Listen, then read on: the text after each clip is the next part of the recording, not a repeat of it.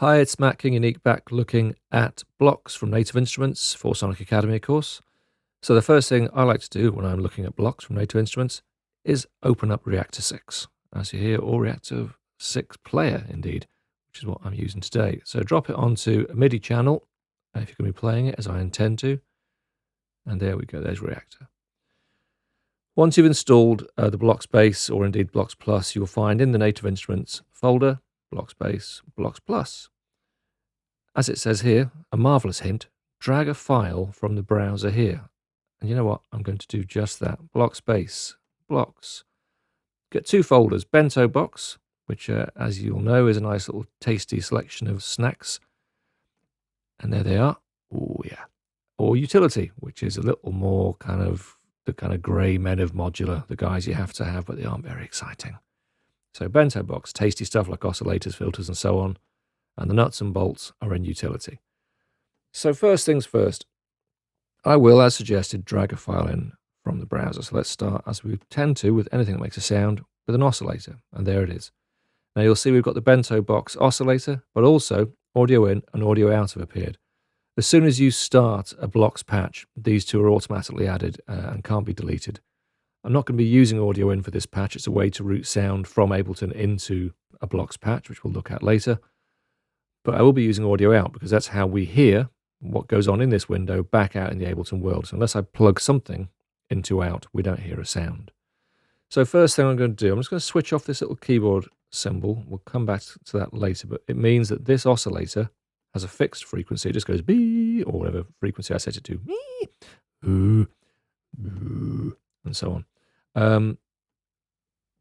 That comes out here where it says out. If you hover the mouse, you'll see all throughout blocks, you get the helpful hover information. While eyes on, obviously turn it off, you don't get it. I'd leave it on while you're learning because it tells you that out is the main Bento Box signal output. Okay, so there you go.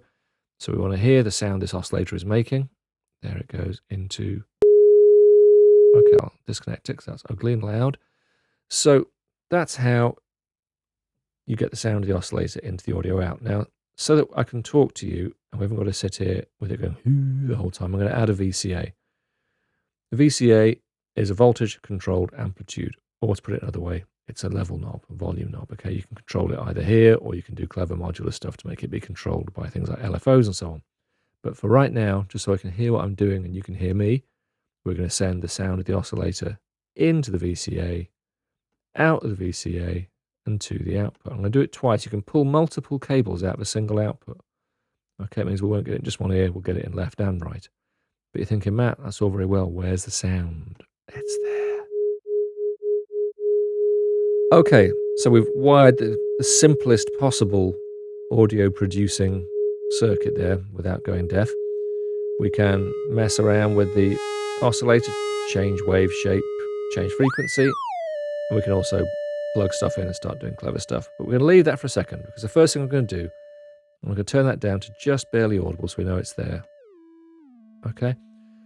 I'm going to look at how the previous version of Blocks did all this, just in case you've been working with that one and you're kind of thinking, okay, but how does it all fit together? Or if you've just gone back and checked out the previous tutorial, you'll go, okay, but I learned a whole way of doing it and that's now in the bin. It kind of is, it kind of isn't, because the way Blocks works, if I press, we've got these three controls here, okay? We've got this one, which means ports and wires view. We have ports view, which turns off the wires. If you watch those two wires on the front panel now, boom, they've gone. Bring them back, take them away. Or you can go back to the old Blocks view where you have no ports and no wires. And all the wiring is done here, this show structure view, okay? Now you can see there, there's our oscillator, there's our outputs, there's our VCA, just like in the front. And they're patched together the same. You can see coming out of Bento Box oscillator. I'll just pull this down so you can see them both equally, okay? I'll put the wires back.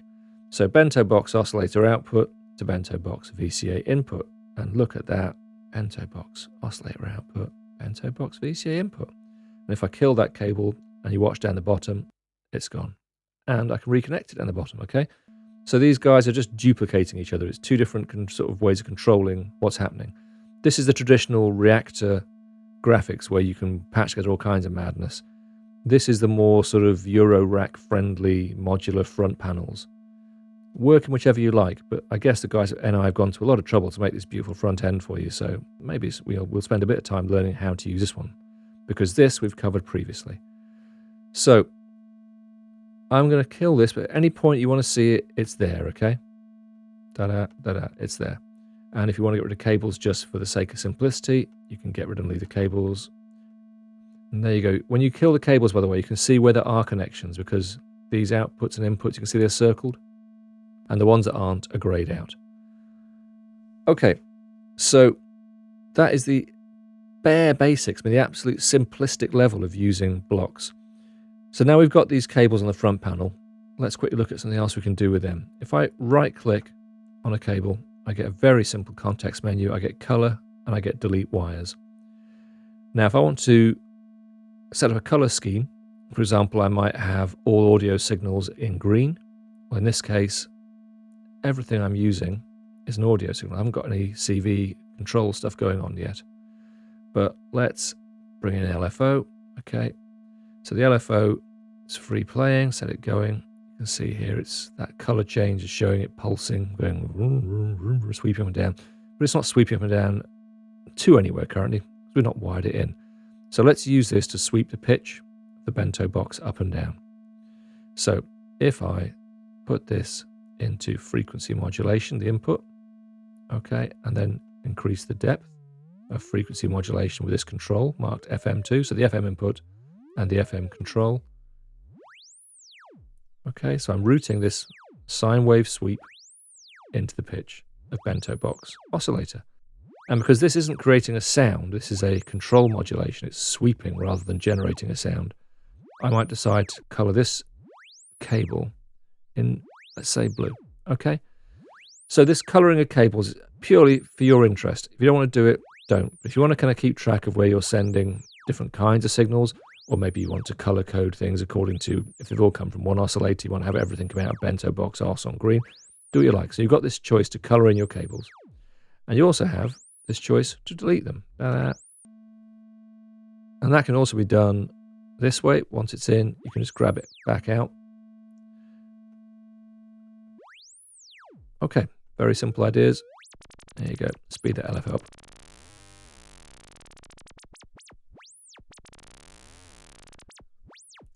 So that's the absolute basics of wiring together in the new front panel of blocks. Now we'll look at putting together a slightly more complicated setup and use some ideas like clocks and gating. Thanks everybody for watching, commenting and indeed liking. We really do appreciate all the support we get here on our Sonic Academy YouTube channel. So if you found this video super useful, please, we'd love you to hit the subscribe button. We update the YouTube channel every week with new content. And if you want to watch some more relevant content, just click on the videos beside me.